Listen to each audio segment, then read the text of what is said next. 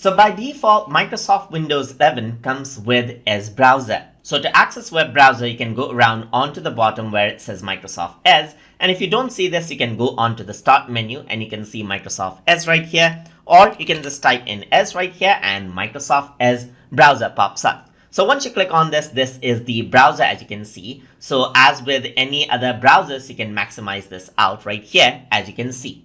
So over here, you can see that to navigate around the web, you can set on the web for anything you like. Let's say, for example, if I were to go around over here and type in, let's say, for example, let's say I'm going to go around and say healthy habits right here. So I'm just going to go around, type in healthy habits, press enter. What happens is that the Microsoft Bing sets around over here and displays out healthy habits.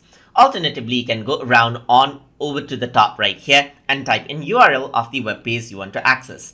So over here, I'm going to type in wikipedia.com right here. So if I were to go around and type that in, then I can access that website out right here as you can see.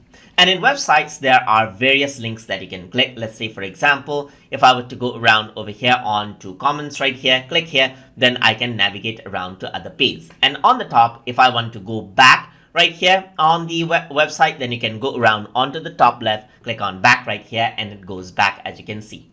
So that is how you can navigate around onto the web directly by using Microsoft web browser inside of Microsoft Windows 11. So hope you guys learned something as always. And as always, please like, comment, share, and subscribe.